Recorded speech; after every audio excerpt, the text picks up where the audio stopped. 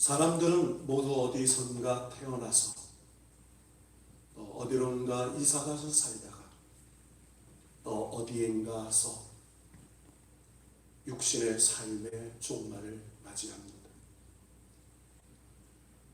그래서 유명한 철학자는 인간은 죽음을 향하는 존재다 라고 말하기도 했습니다. 죽음이 우리의 인생의 끝이라고 생각하는 것은 무신론자들입니다. 죽음이 우리의 새로운 시작이라고 믿는 것이 신앙인입니다. 믿음은 이론이 아닙니다. 믿음은 지식도 아닙니다. 믿음은 행하는 것이고 믿음은 사는 것입니다. 오늘 본문의 배경은 이렇습니다. 이스라엘 백성이 430년 만에 애굽을 떠나게 되었습니다. 애굽은 죄악 세상을 상징합니다. 그리고 바로는 마귀를 상징합니다. 이스라엘은 성도를 상징합니다. 가나안 땅은 하나님의 약속의 천국을 상징합니다. 모세는 이스라엘 백성을 인도하는 교역자를 상징합니다. 젖과 꿀은 하나님의 축복을 상징합니다. 애굽을 떠나서 가나안 땅으로 가는 것을 신앙생활의 시작을 의미합니다. 그래서 우리는 광야라는 세상에서, 애굽이라는 세상에서 살다가 예수 그리스도 성령을 통하여 예수 믿고 거듭나 이제는 세상에서 하나님 나라 시온성을 향하여 가는 신앙생활을 하는 광야길을 살고 있는 이스라엘 백성입니다. 당시 출애굽 장도에 오른 이스라엘 백성은 장정만 60만이었습니다. 그러니까 여자와 어린아이들과 노인들을 포함하면 좋기 200~300만은 되었습니다. 엄청난 대집단이었습니다. 여기에 애굽에서 노예 생활을 했던 다른 족속들도 많은 수가 따라 나왔다고 성경은 기록합니다. 그리고 양과 소 그리고 가축들도 많았습니다. 그 규모가 거대했을 겁니다. 그들이 출발하는 곳은 람셋이, 우리가 이 람셋이라는 곳을 이해하기 위해서는 창세기 46장 말씀을 좀 이해할 필요가 있습니다. 왜 이들이 애굽 땅 람셋에서 살았을까? 이제 창세기 46장에 보면 애굽과 가나안 땅에 기근이 들었을 때 요셉이 총리로 있던 애굽에 그의 형들이 양식을 구하러 왔습니다. 여러 가지 사건을 통해서 극적인 형제들의 상봉, 그리고 요셉이 살아있다라는 소식을 들은 야곱이 하나님께서 계시하신 꿈을 창세기 46장 2절에서 4절에 큰 민족을 이루시는 하나님의 계획이 있다는 것을 받고 그들이 애굽으로 이주할 것을 결심합니다. 요셉이 고산 땅에서 아버지 야곱을 만납니다. 감격의 상봉을 합니다. 특별히 요셉이 형들과 아버지를 먼저 만난 것은 무언가 미리 할 말이 있었기 때문이었습니다. 그것이 바로 창세기 46장 31절에서 34절의 말씀입니다. 요셉이 형들과 아버지에게 이렇게 지시합니다.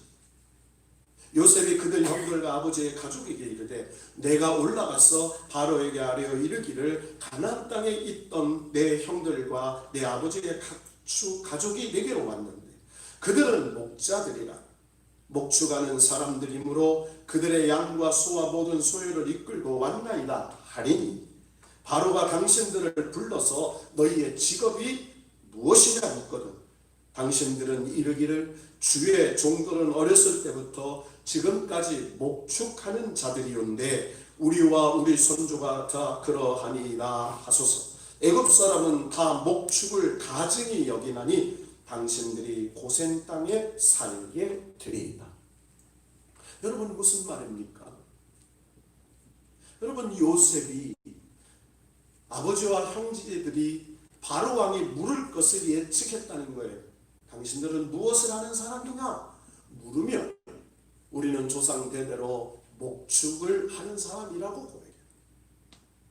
여러분 성경에 보니까 애굽 사람들은 다 목축을 가증히 여기나니 이렇게 기록되어 있어요. 한마디로 목축업을 하는 사람들을 천히 여겼다는 겁니다. 아니 요셉이 애굽의 총리입니다.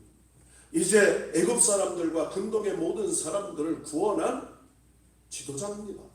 높임을 받고 무엇을 구하든지 다 이룰 수 있는 위치에 있습니다. 그런데 애굽 사람들이 천히 여기는 목축하는 사람들이라고 말하는 거예요. 여러분 한 번쯤은 우리가 생각해 봐야 할 말씀이 아니겠습니까? 왜 하필이면 천히 여기는 목축업을 하는 사람이라고 여겼을까? 그것도 애굽 사람들이 그들은 농사를 짓는 사람들보다 목축하는 사람들을 천히 여겼다는 거예요. 이 속에 하나님의 깊은 섭리가 숨어 있습니다. 요셉은 자기 민족, 자기 형제들이 애굽 사람들과 섞여 살아서 그들과 혈연이 혼합되기를 하나님이 원치 아니하신 줄 알았습니다. 그들이 농경하는 애굽 사람들과 함께 삶으로 그들의 영적으로, 문화적으로, 그리고 정신적으로 그들과 혼합되기를 원치 않음을 알았습니다. 그래서 그들이 천히 여기는 목축업을 하는 사람으로 애굽에는 살지만 구별되게 살기를 하나님이 원하시는 걸 알았다는 거예요. 이 고백대로 바로 앞에 선 야곱이 이렇게 고백하죠. 우리는 대대로 목축을 하는 사람이었습니다. 가나안 땅에 기근이 심하여 종들의 양떼를 칠 곳이 없기로 이곳 거류하고자 왔사오니 원하건대 종들로 고센 땅에 살게 하소서라고 바로 고백합니다. 바로가 그 이야기를 들은 후에 요셉에게 이렇게 말합니다. 애굽 땅이 내 앞에 있으니 땅의 좋은 곳 내 아버지와 내 형들이 거주하게 하라. 그들이 고산 땅에 거주하고 그들 중에 능력 있는 자가 있거든 그들로 내 가축을 관리하게 하라. 이렇게. 여러분 그저 평범한 이야기처럼 들리지만 이 이야기 속에는 하나님의 깊으신 섭리와 뜻이 있습니다. 애굽 땅에서 가장 좋은 땅이 고센 땅이었습니다. 그 땅이 목축하기가 좋은 땅이었습니다.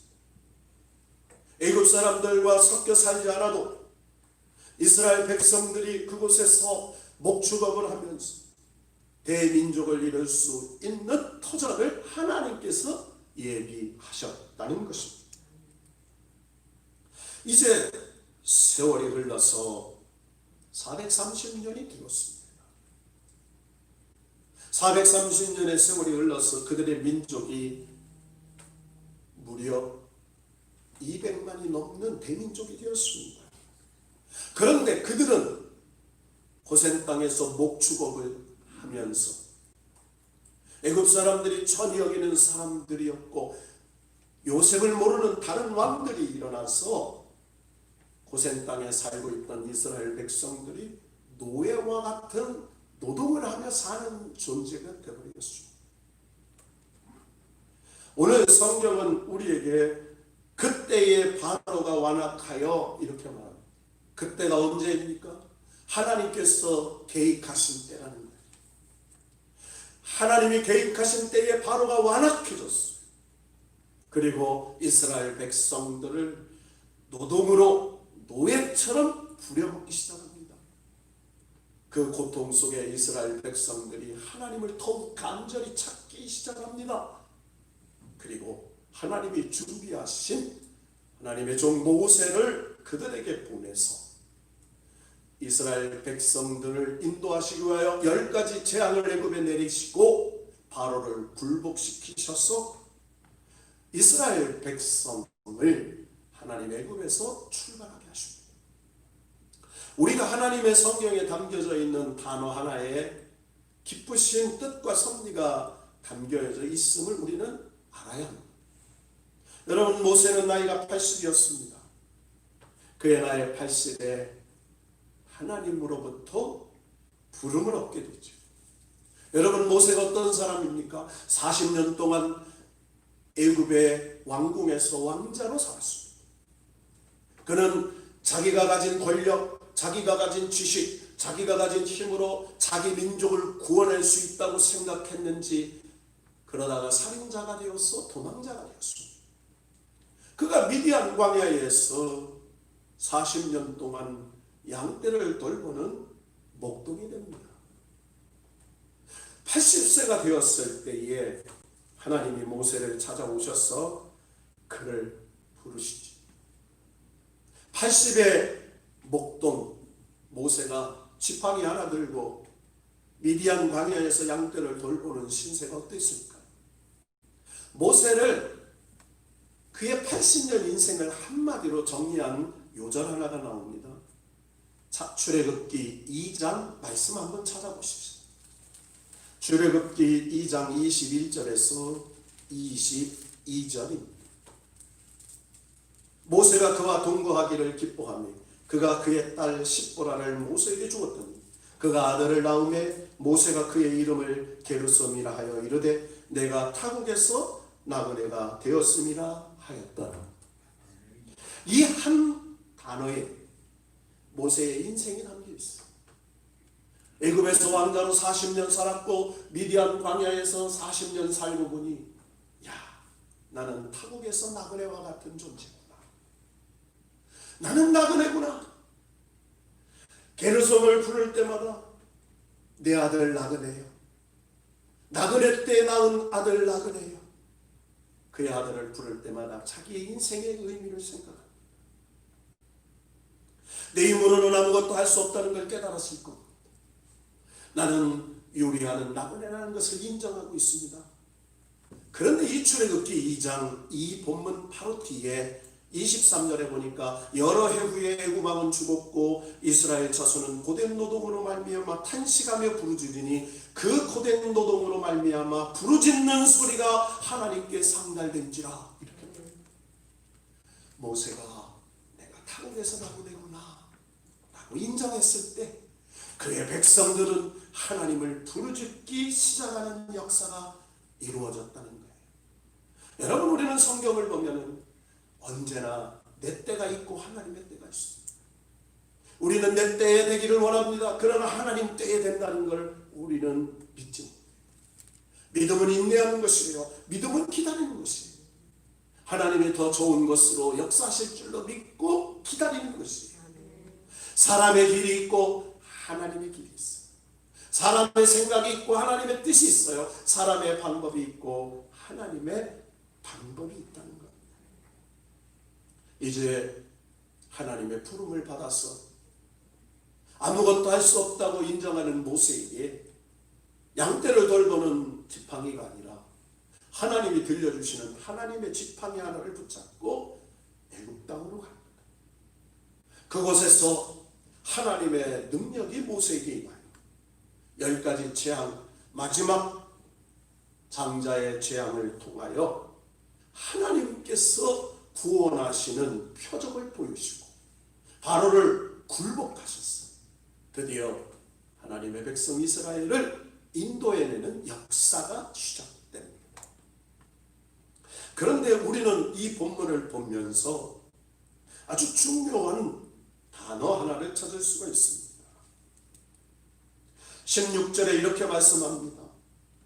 이것이 내 손에 기오라 내 미간의 표가 되리라. 이는 여호와께서 그 손의 권능으로 우리를 애굽에서 인도하여 내셨음이니라 할지니 내 손의 기호와 내 미간의 표가 예수 그리스도의 십자가의 보혈 하나님의 약속의 말씀이 너희를 인도하는 하나님의 손의 능력인 줄로 믿으라 이렇게 말씀합니다.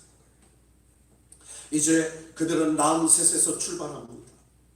동남쪽으로 방향을 잡아서 하루를 행군하여 약 52km 떨어진 지점인 숫꽃이라는 곳에 도착합니다. 출애굽 이후 최초로 이곳에 머무르게 됩니다. 그리고 이곳을 떠나 또 하룻길을 행군하여 둘째 날 에담이라는 곳에 도착하게 됩니다. 그들이 그곳에서 장막을 쳤습니다. 이 에담은 애굽의 동쪽 끝 경계 지점에 해당하는 곳입니다. 이제 애굽을 빠져나와 본격적인 광야 생활로 접어들기 직전이었습니다.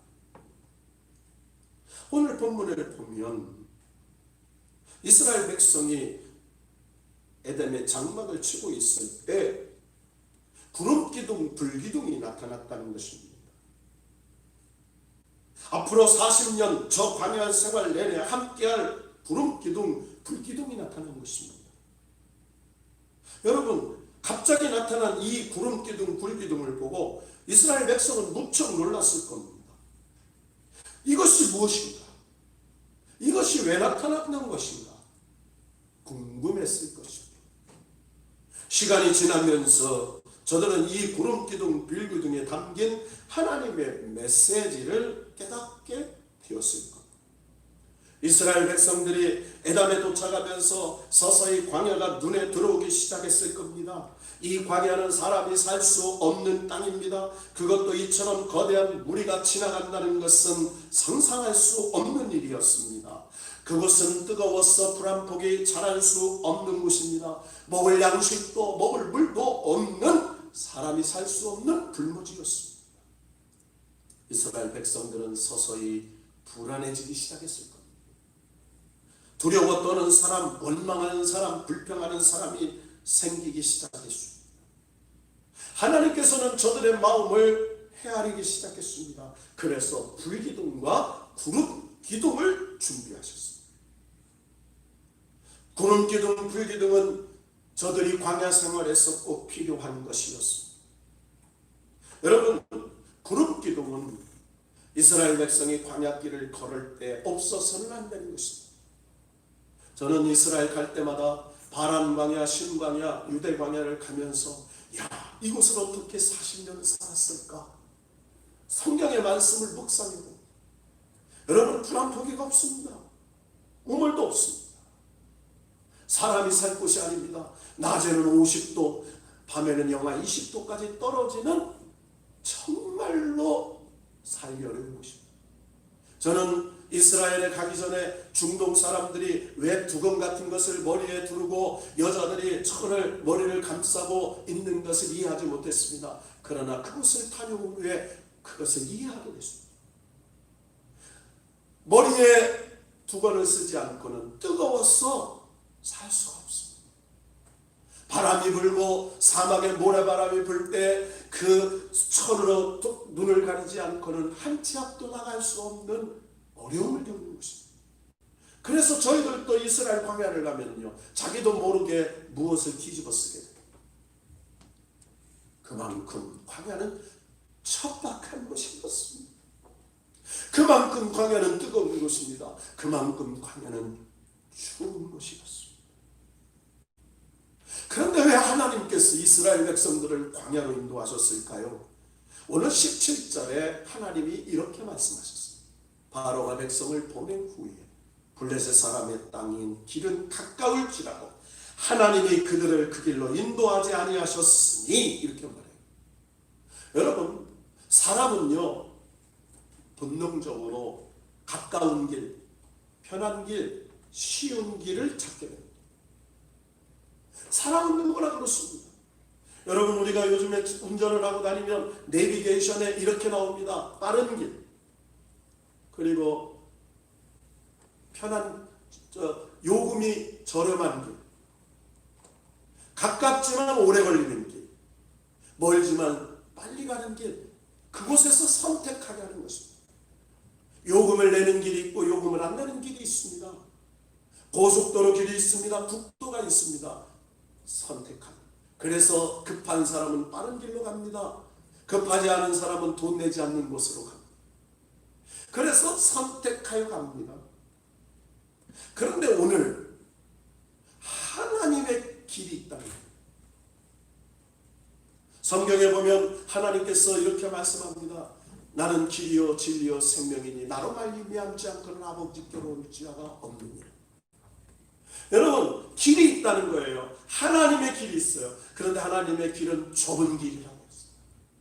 하나님이 약속하신 문은 좁은 문이에요. 가깝고 쉬웠고 편한 길이 아니에요. 좁고 협착한 곳이, 먼 길입니다. 힘든 길이에요. 그러면서 하나님이 설명하시기를 백성이 전쟁하게 되면 마음을 돌이켜 애국으로 돌아갈까 하셨습니다. 여러분, 신앙생활은요 돌아가는 것이 아니에요. 신앙생활은 전진하는 것이에요. 여러분, 날마다 저와 여러분이 시온성을 향하여 전진하는 믿음의 사람이 되기를 바랍니다. 어제보다는 오늘보다는 내일이 더 가까운 하늘의 도성을 향하여 믿음으로 나아가는 믿음의 성도들이 되기를 바랍니다. 우리 앞에 전쟁이 있을지라도 하나님이 함께 하시고 믿음으로 인도하실 줄로 믿으시기를 주의 이름으로 축원합니다. 길에는 하나님의 길이 있고 사람의 길이 있어. 가까운 해안길이 있고 먼 광야길이 있어. 에레미야 17장 1절에서 11절에 보면 두 가지 길이 대시되어 있습니다. 복과 저주의 길. 복된 길이 있고 저주의 길이 있다고 말해요.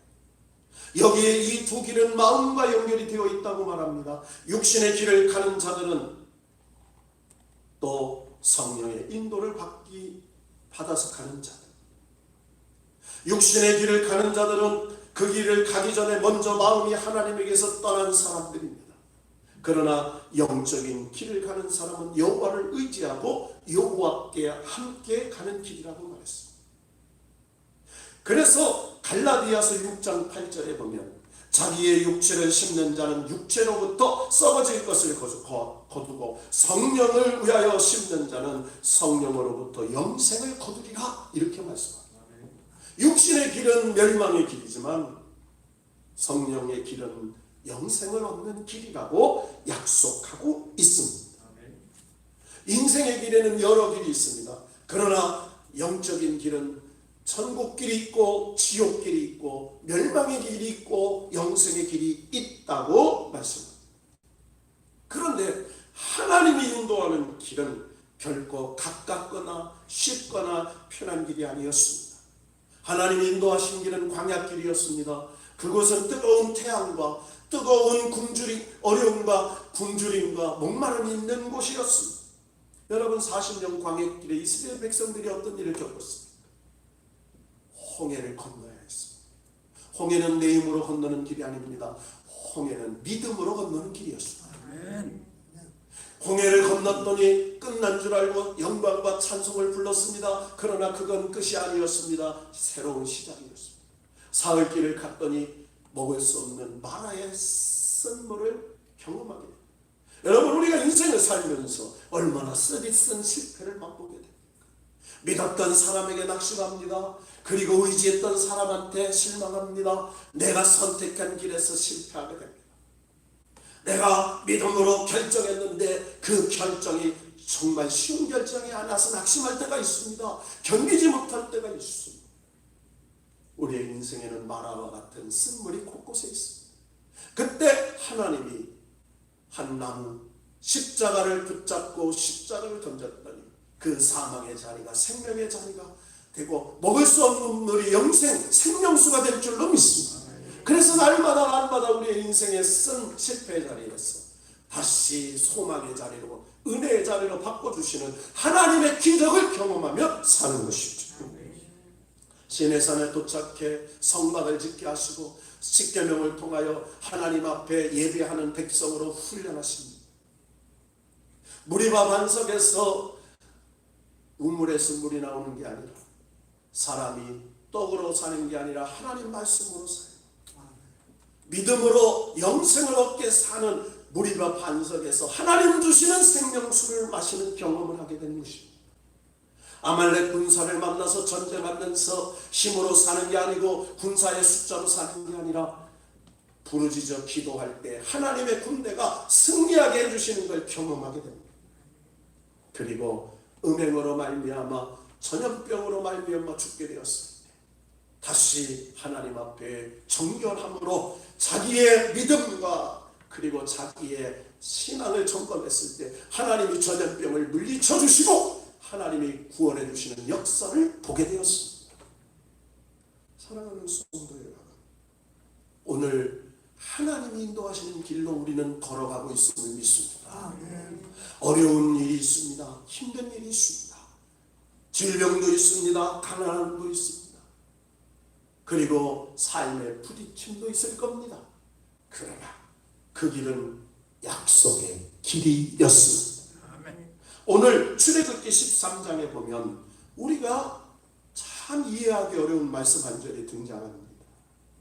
19절 말씀입니다. 13장 19절 말씀. 여러분 가정에서 어디에서든지 한 목소리로 함께 봉독합시다. 시작. 모세가 요셉의 유고를 가졌으니 이는 요셉이 이스라엘 자손으로 단단히 맹세하게 하여 이르기를 하나님이 반드시 너희는 내 유고를 여기서 가지고 나가라 하였음이다. 할렐루야. 자, 요셉이 이스라엘 자손에게 단단히 맹세하게 한 말씀입니다. 이 말씀이 어디에 나옵니까? 창세기 50장으로 돌아가 봅시다. 창세기 50장, 그러니까 오늘 출애굽기 13장 19절이 기록되기 430년 전에 모세가 요셉이 죽으면서 남긴 유언의 말씀입니다. 창세기 50장 25절에 요셉이 또 이스라엘 자손에게 맹세시켜 이르기를 하나님이 반드시 당신들을 돌보시리니 당신들은 여기서 내 해골을 메고 올라가겠다 하라 하였더라. 하나님이 돌보심을 믿었어요. 하나님이 자신의 후손들을 돌보시고 하나님이 그들을 찾아가셔서 그리고 하나님이 자기의 육신의 유고를 하나님이 백성들이 가지고 나가서 하나님이 약속하셨던 믿음의 조상 아브라함에게 주셨던 그 땅에 자기를 내장해 주실 것을 믿었어요. 여러분, 이것이 믿음입니다.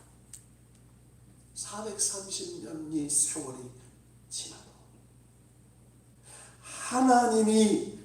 하나님이 지켜주실 줄로 믿고 그리고 그 약속의 말씀을 대대로 이어가는 신앙이 여기 있는 거예요. 모세가 요셉의 유고를 가지고 나옵니다. 그리고 40년 동안 그 유고를 지킵니다. 그리고 여호수아 24장 32절의 말씀도 보십시오. 여호수아 24장 32절 말씀입니다. 우리 다 같이 한 목소리로 이 말씀을 봉독해 보십시다. 시작.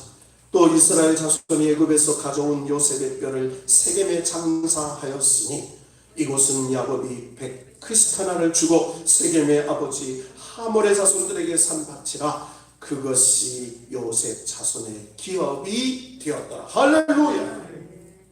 아버지 야곱이 그의 아버지 아브라함 하나님의 약속을 받아서 사는 땅에 그 수백 년이 지나서 하나님이 약속하신 걸 이루시는 것을 믿고 그 약속하신 것을 행하는 이스라엘 백성들을 보십시오.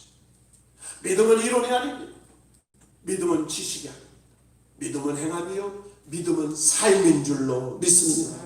그 삶의 결과가 이스라엘 백성들의 약속 속에 하나님이 행하시고 계시는 것이었습니다. 여러분, 이 약속을 통해서 하나님께서 놀라운 표적을 주시죠. 오늘 하나님께서 이스라엘 백성들을 통하여 이제 말씀하시는 것이 무엇이었습니까? 불기둥 구름기둥에 담긴 하나님의 메시지는 무엇입니까? 광야길 비록 멀고, 광야길 비록 뜨겁고, 광야길 비록 춥고, 광야길 비록 어려워도 이 구름기둥과 불기둥에 담긴 하나님의 약속은 바로 이런 것이었습니다. 첫째는 하나님께서 언제나 함께 하신다는 것입니다. 사랑하는 성도 여러분, 우리의 인생은 광야입니다. 쓴물도 있고, 그리고 물 먹을 수 없는 때가 있고, 때로는 만나와 메추라기를 구할 때가 있고, 때로는 내 앞에 아멜렉과 같은 적들이 대적할 때가 있습니다. 그러나 그 어려운 때에도 하나님이 함께 하신다는 것입니다.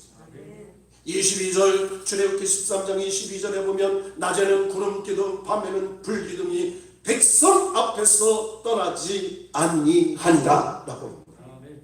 여러분, 구름기둥은 은혜의 구름이었습니다.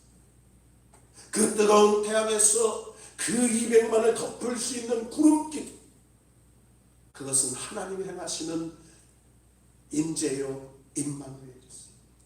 밤에는 너무 추워 살 수 없을 때 그들에게 온기를 제공해 주었습니다. 깜깜한 밤 사나운 바람 불 때 하나님의 성령의 불빛이 그들을 따뜻하게 지켜주신 줄로 믿습니다. 빛은 어둠을 물리칩니다. 빛은 어둠의 흑암의 영을 물리치게 되는 것입니다.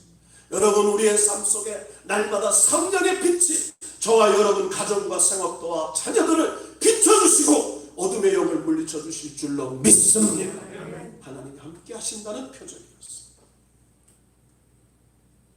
두 번째로는 하나님께서 인도하신다는 것이었습니다.